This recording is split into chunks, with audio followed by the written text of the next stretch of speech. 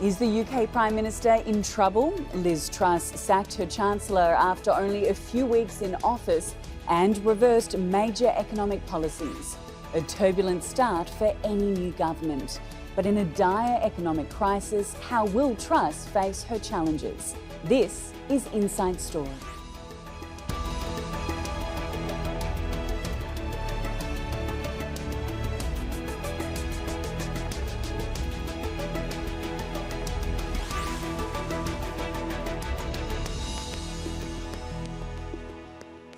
Hello and welcome to the program. I'm Emily Angwin.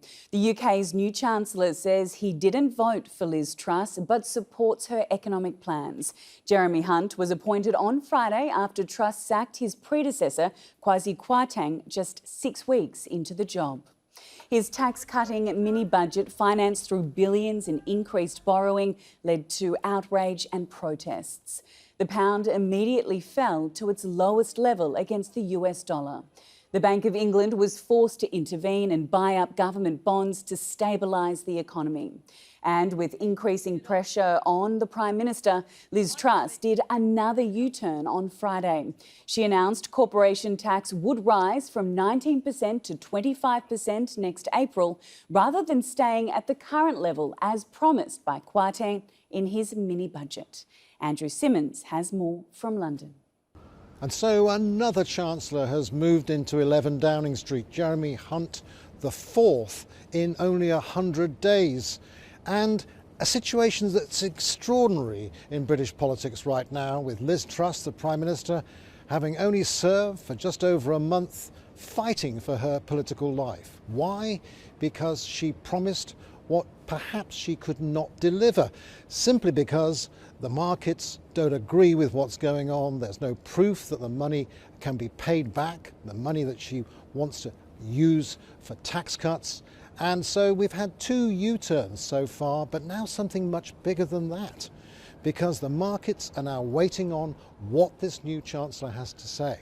He's working the weekend in the Treasury offices, trying to work out a means of cutting back in many areas and trying to give in some others. But really, he's going to overturn the whole of what Liz Truss was promising all along. It's very clear that's going to happen. He did give tacit support in his round of media on Saturday morning, but in essence, he was talking about raising taxes and reducing debt where he can. He may actually also make cuts in a whole bunch of allowances in various departments. It is a situation whereby Liz Truss is not really going to get the recognition for any credibility she may have left. So the Conservative government is looking for another leader. There's no doubt about that. The question is, could it lead to a general election? They don't want that. Could they just install a caretaker government, a caretaker prime minister, and basically say, Liz Truss, goodbye? They could pressure her to go. So right now, a new Chancellor who has to convince the markets, and a Prime Minister fighting for survival. Andrew Simmons, Inside Story. And we have reaction from the UK Labour Party leader. Keir Starmer says a change of government is needed. And there's still one person clinging on, the Prime Minister. No doubt we'll hear plenty of laughable excuses in the coming days. After 12 years of stagnation, that's all her party has left.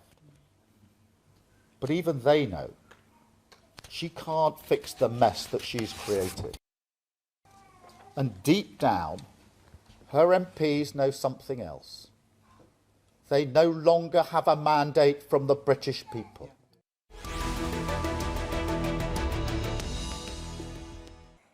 Let's bring in our guests. They're all joining us from the United Kingdom. In Manchester, Afzal Khan, a Labour member of the British Parliament and a former member of the European Parliament. In London, Anne Pettifor, an economist and author of The Case for the Green New Deal, and regularly advises governments. And from Bournemouth, Tobias Ellwood, a Conservative Member of Parliament and Chair of the UK House of Commons Defence Select Committee. A warm welcome to each of you. Thank you for joining us on the program. I want to start with you, Tobias. Simply, will Liz Truss be Prime Minister this time next week? Well, there's no doubt about it. The way you frame that question, it's been very difficult, the most difficult summer I can remember in politics. But this experiment that she put forward to have uncosted tax cuts clearly did not sit well with the markets. It didn't sit well with members of parliament and didn't sit well with the public. And she's had to learn the hard way that we need to go back to something a bit more progressive, inclusive. And so I'm pleased that though it's been very, very painful indeed, we now have a new chancellor when plotting out a new economic direction, and not a moment too soon, in my opinion. We had a leadership contest which asked our party membership the direction of travel, and that's the way they wanted to go. I don't believe if we have to replace a prime minister again, we should ever be courting the membership in this way. It should be MPs to decide the future direction of travel, so we can tease out the portfolios, we can tease out the parameters in which a new prime minister may want to go, and we could have avoided a lot of pain that we've experienced in the last couple of months. Afzal, the opposition has a completely different take. They're calling for a general election. Is that needed? Well, I think so, because the bottom line is this. I mean, Tobias said that the prime ministers have learned the hard way. But, the hard reality is prime minister's office is not about learning lessons. It's about governing effectively the government of Britain. And what we have seen is the chaos. In the last 10 years, we've seen the lowest growth. And here you have the prime minister who was joined in the hip with the chancellor. And when she got into trouble with a terrible policy, and there she's thrown him under the bus and is trying to save her own neck. And the real question is, will the market forces have confidence? And the truth is, I can't see how they would have a confidence in this prime minister. And I do want to get to the economic fallout in just a moment. But Tobias, if I could just get you to react to Afzal. As he said, Truss and the ex-chancellor designed this budget together. How come she gets to stay and he has to go? That is our parliamentary system, but we shouldn't dismiss the fact that there's been huge concern amongst backbenchers, including myself. I'm pleased to see Jeremy Hunt has now joined the team. He'll provide his economic outlook on the 31st of October. And that is the process. That is our system. I hear Labour calling for a general election. We called for a general election when Gordon Brown came in. And don't forget, he's the one that sold our gold at the wrong price at the wrong time. So, decisions are made all the time, which on reflection, you might want to do differently. Ultimately, let's see where things go with Jeremy Hunt, with the statement, with the new economic model. That's the best direction forward at this moment in time. The idea of seeing how things go, Tobias, the British public didn't necessarily vote for Truss or her policies. Why should they give her that time? Again, that is the British model here. You don't vote for a prime minister, you vote for a party to be in government. We don't have a presidential system in this country. This is nothing new. It comes up every time a prime minister is replaced while in office. And like I said, I don't believe if we did this again, we should adopt these rules where we go to our party base and ask them their views, because they have a very different outlook than MPs than we do, looking at the next general election itself. And I think that applies to Labour as well. It was actually William Hague who introduced these rules. Margaret Thatcher was replaced not with the membership, but by MPs alone. So if we go through this process again, I believe it should remain in-house with the members of parliament, with the parliamentary party. Afzal, your reaction? Well, I think, look, the difficulty we have is ultimately it's about the confidence the financial markets would have. And I think currently what you have is a chancellor who is giving a different direction, and you have a prime minister who spent months going around the country giving a totally different direction. So the fear ultimately will be the whole tension that will exist between the two most powerful forces that we have in government. And that is the problem. So you have, on top of that, you've got a history where you ended up with 4 chancellors in 4 months. How do markets have confidence in that? And then again, when you look at what's happening, the feeling in the country, I think they've totally lost the confidence of the country too. And therefore, just changing the chancellor won't do. I think ultimately we need to reset this button. And the best way of doing that is actually let's have a general election, let the public the people of Britain decide, and let's have a fresh government. And I think that would be a Labour government. Tobias, you were smiling or smirking there. That's certainly not your opinion. Well, no, as I say, it's always the call of the opposition party when the government is in trouble or when there's a change of leadership, let's have a general election. I've just admitted and made it very, very clear that we got that economic model wrong, that this idea, this Van Hayek approach to reducing taxes in isolation because of Britain's global position, we are subject to international economic headwinds, which we have to bear in mind. What's going on in Ukraine, for example, they need to be factored in. So it's quite right that we do this economic adjustment. We have to wait to see what Jeremy Hunt is going to do. But he's made it very, very clear there's possibly going to be a rise in taxes. We're going to reverse the change in corporation tax. We've already seen that change in the 45p tax rate. I expect to see other changes too, which will be to the liking of the markets and indeed to MPs and indeed Britain as well. So now isn't the time to hold a general election. Well, let's bring in Anne Pettifor now. Speaking of the economy, how wrong did they get it, Anne? How wrong did the Tories get it in terms of their economic model? So, thank you very much. But the point is this, that however much the Tories may want to clean up the political scene and however ruthless they are about cleaning up the mess that's been made politically, it's much, much harder to do anything about the deep scars in the British economy that are a consequence of this wrong policy making, this reckless. I have to say, I'm haunted by the image of a very casual chancellor strolling down the street and flinging a hand grenade into the global capital markets so carelessly, so without awareness of consequences. And so the scars from that mistake are very, very deep and will take a long time to mend. And when I say scars, I'm talking about the 5 million people in Britain who are going to have to face increased mortgages and at higher rates of interest in the next year, right? That's an awful lot of people. That's families. Those are people who are going to have to cut back on their spending by, I don't know, £600 a month. That's going to impact deleteriously on them, but also in aggregate terms, it's going to be further damaging to the economy. And this damage isn't something that happened 3 weeks ago. We've had catastrophe, shock after shock. So the catastrophe, that was the 2007-9 crisis, was a direct result of the Hayekian deregulation model that Liz Truss is so proud of, right? Deregulation is what led to reckless activity in the international financial system and gave us that shock. And then when that shock scarred our economy very badly, George Osborne decided to deepen the damage with austerity. So we've had 12 years of austerity. Now, to be fair to Liz Truss and indeed to Boris Johnson was elected on a mandate of reversing austerity, of levelling up, not levelling down.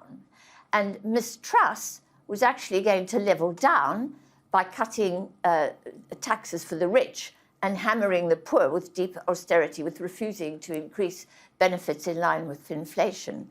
So, the poor old British economy has been hammered over the last 12 years. And it's not surprising, therefore, that the markets have no confidence in our leaders. And may I say this, the markets aren't demanding austerity. What they're demanding is prosperity. They want to see full employment. They want to see people in decent jobs. They want to see people with decent incomes that generate tax revenues for balancing the books. If you lower people's wages, which is what's happening now, wages are being forced down, you lower income, and therefore you lower tax revenues, and therefore you worsen the budget deficit. You don't improve it. So, Tobias, and that's what is going to happen if we have more austerity. Indeed, and I just want Tobias. Can Jeremy Hunt steady the ship? Well, Tobias, lots that was missed over there. I mean, firstly, you've got COVID that added £400 billion to the books that we had to pay off. You then have the international headwinds of Ukraine, which we could do much more to reduce inflation because of those grain ships are not coming out of Odessa, for example. But also, you're right about interest rates, because Britain was wanting to borrow more. Now, you can borrow less. We've made that very clear. You change the corporation tax. That's £18 billion that's now been found. So we will see interest rates. Yes, they've gone up. They are potentially likely to come down as well. What the markets want, in addition to those things that you were mentioning, is stability, it's predictability. And that's what we're now going to get back to. But absolutely right. I'll put my hand up and say we've gone through a lot of pain to get there. The bottom line was, though, we haven't had productivity or growth in this country since 2008.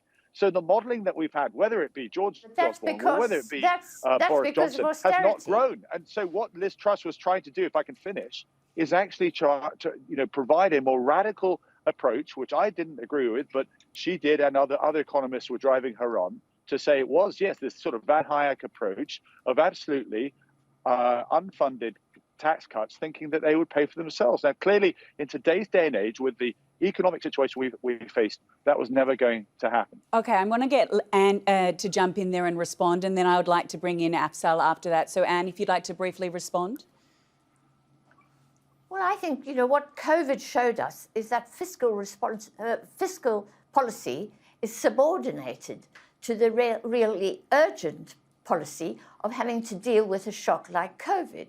And equally today, fiscal policy should be subordinate to the broader objective of investing. And if we have low productivity, it's because we have low levels of investment. Now, the Bank of England is insisting on ratcheting up interest rates. That is going to discourage investment. And we need more investment in people, in infrastructure. We particularly need it because we're facing climate breakdown. We need to transform our infrastructure systems, transport, energy, and so on, in order for us to survive the next shock that's coming, which is a climate and a biodiversity shock. And for that, we need investment. And what we're getting now is a reversal of investment, higher interest rates, and a discouragement both of public and private investment. And that's going to be very bad for the British economy, as well as, of course, not be preparing us for the big crisis of climate breakdown. Afzal, what should the UK be doing at this critical juncture? Well, look, I think the Labour Party has been very clear, and we've been asking the government to actually be responsible. We're asking them to reverse this mini budget. You can't simply go around spending 60 billion and trying to borrow this and then giving that money also to much of that money to the rich people. The idea that giving more money to rich people is going to help the poor people, it doesn't make sense. It's the poor who needs the more help. And what they've done is they've given it them. What they'll simply do is put that money in the bank. But if you give it to the rest of us, they're more likely to spend it and help the economy to grow. So I think this is where they need to look at. And I think we've given them the idea of making sure that there should be a windfall tax on those companies who was making billions from rest of us. Those billions, actually, they're the ones who should be paying the windfall tax. That's the best way of doing it. So I just think they're getting it totally wrong again and again. And one of the further thing I would say here is, if you look at the history, you will find that, look, there has been difficulties, but it's how you deal with those difficulties which is the key. And in the history, you will see whether it's a Labour government or a Conservative government, they moved, they reacted immediately and dealt with it. With this government, we see it again and again, they're sitting back late and letting the damage happen, and then they do the thing they should have done earlier on. Well, let's look at the corporation tax. Jeremy Hunt has said he will increase it to 25%. But Tobias, there's still going to be a giant black hole. How's he going to make the sums add up? Well, that's what we have to wait for on the 31st of October. But what he has done is taken away some of those red lines, if you like, that were introduced to say that we're not going to look at government spending and looking at more efficiencies and looking at raising tax as well. So these are more sensible approach, which again, the markets will like. So we have to wait to the 31st of October. But what we are going to see is more fiscal responsibility. And if there's one thing the Conservatives have always been very, very proud of, up until this moment, of course, has been that fiscal responsibility. And that's why it's so critical for us to get back, and repair that reputation. And where does this leave the UK in... Afzal, I'll let you respond. Yes. Sorry, Tobias. The point I want to make to Tobias is this. Look, waiting now for the financial statement, when there's a chaos taking place in the financial markets, the sensible thing to do would be the mini budget followed with the statement. Having that gap is what's causing also the damage and uncertainty. And what's going to happen over the next... I would like to... Tobias, please. Well, absolutely, it would be nice to have those that statement brought forward. I think we now give Jeremy Hunt a little bit of space for him to do his homework. What we're seeing here is a radical change in direction from what we had during the summer in the build-up in the contest and then indeed in the last few weeks. So I think we owe it to Jeremy to give him the space in order to do that. But already, I'm afraid I disagree. We're seeing the market settle. We're seeing a sense of stability coming in. They'll be looking with interest as to where we go. We'll have better clarity about that on the 31st of October. But surely, Anne, if I can address this a question to you, we need to give Jeremy space, as Tobias says, but surely the UK public deserves some answers now, given the uncertainty that has ensued over the last 6 weeks or so.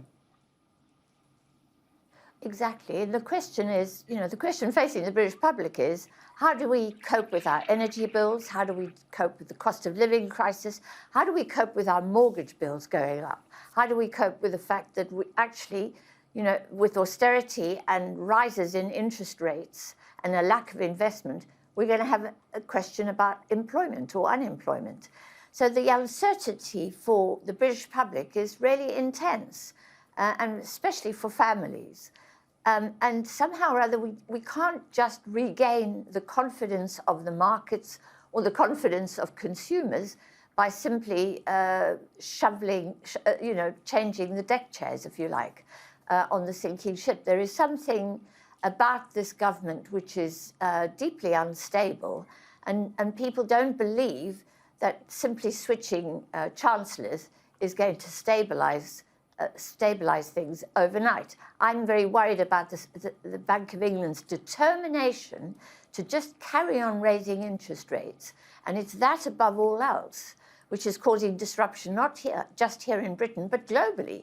The central bankers, all of them technocrats, none of them elected, none of them accountable to the people of Britain, the United States or Europe, are going ahead to fight inflation, to fight high energy and food prices, which have got nothing to do with central banks, but are global. Those prices are not fixed here in Britain. They're fixed in the Chicago the Chicago Mercantile Exchange, the CME. So the idea that central bankers can manage those prices by ratcheting up rates, in my view, is deeply damaging, not just to the British economy, but to the rest of the world. And those problems will still be facing us on Monday when we have a new chancellor. All right, well, we're about to wrap up the show, but I'd like to ask you all briefly, Liz Truss repeatedly stressed in her press conference on Friday that the public wanted stability. Tobias, I'll start with you. What's your message to the UK public? Let's listen to Jeremy Hunt, but we also need to make it clear from the Conservative perspective, we can't have experiments like this. Britain does well under a Conservative government when it's a one-nation approach, when we have a centrist approach that brings together the strength of our parliamentary party from all sides of both the left and the right of the party. And what Liz Truss did at the beginning was to just get all those in the right of the party were given the jobs. We've learned the hard way. We only have one shot at this to get it right. We're changing the economic direction. We need to add to that the political direction. And finally, the international direction as well. There's a gap in the market for international leadership. And I'd like to see Britain step into that to tackle the oil, gas, and indeed the food crisis that we're seeing, all connected to Eastern Europe and indeed Russia. And Afzal, just a brief comment from you. Yeah, but look, for me, very briefly, the point is, I think you're absolutely right. The people in Britain want to see stability. But the hard truth is, what we had from this Tory government is decades of lies and sleaze. We've had the lowest growth in the 200 years of history, and still they want to learn and they want to dish out more cuts. When we faced year after year cuts to our public services, I think people are sick and tired. We need to reset the button. We need to have a general election. Okay, well, we have to leave it there, but we appreciate everyone's thoughts. Thank you to all of our guests, Afzal Khan and Pettifor and Tobias Ellwood. It's been a fascinating discussion. Thank you too for watching at home. You can see the program again anytime by visiting our website, aljazeera.com. And for further discussion, go to our Facebook page. That's facebook.com/AJ Inside Story. You can also join the conversation on Twitter. Our handle is AJ Inside Story. From me, Emily Angwin, and the entire team here in Doha, bye for now.